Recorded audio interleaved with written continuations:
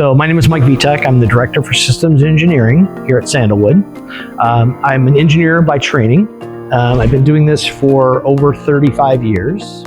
And my role here has changed. So I was one of the original 5 or 6 people that actually started Sandalwood.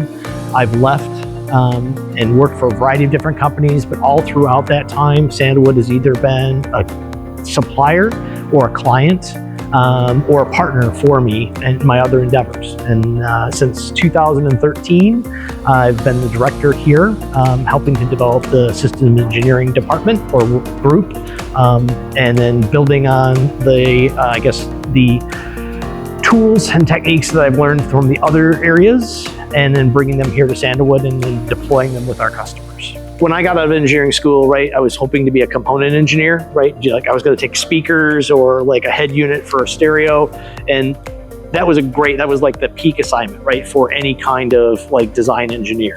Since that time though, like the requirements for being an engineer has changed, right? So you don't only just have, for example, a speaker or a head unit or a display, you have all of those things.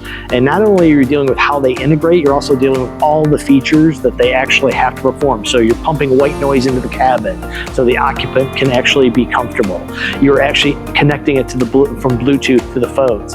So a systems engineer not only has to understand not just the single component, but the interaction of all the components that make up the entire system, the supply chain that manufactures those, the features and functions that the system has to support.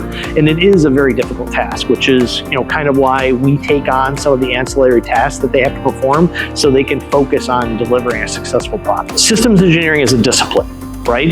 It's an engineering discipline that requires collaboration with multiple facets within a business. So think things like supply chain, think things like quality, design, manufacturing. Systems engineering encompasses all of those things.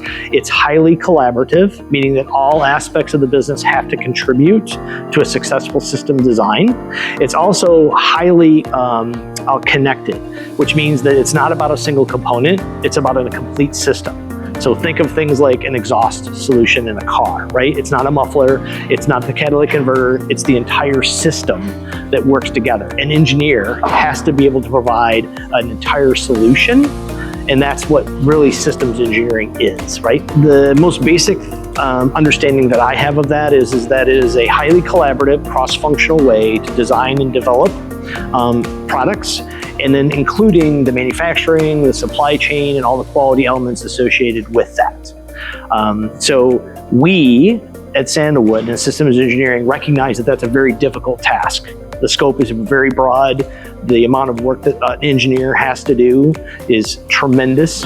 And what we provide really are kind of the support mechanisms to allow them to be successful. And what I mean by the support mechanisms are, we provide them project management services to allow them to kind of plan and deliver their particular products and manufacture those on time. We provide analytics and tools for them to provide them like some optimization or efficiency ideas for their design or their deployment in the manufacturing world. We also provide human-centered design services, so for them to consider the human when they're either developing the product or manufacturing it is very critical for us.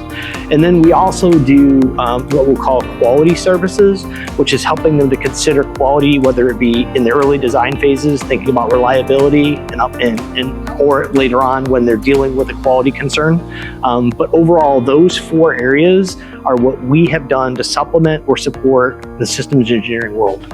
So most of the systems engineering teams that we work with our clients are dealing with, for example, analytical teams out of Romania, and programming teams out of India, and production teams out of China, right, or South America. And then the holistic part of the engineering may be done here, or it may be outsourced to suppliers. So the all-encompassing task of being a systems engineer is very, very broad. The scope is tremendous, right, and it's very, very difficult to deliver on a lot of the things that a traditional systems engineer is like tasked to do.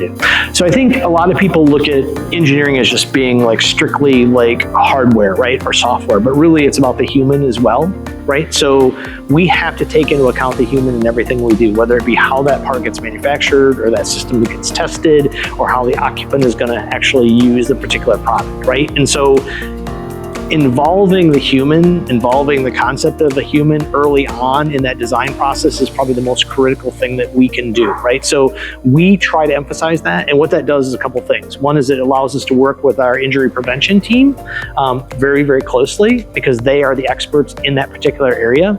It also allows us to work with our SI team because they're the ones that are getting the data that is necessary and then promoting it or presenting it to a human operator, right, or a management team. And so the earlier that we can involve the idea of a human, the more we can bring the other groups of Sandalwood into the work that we do.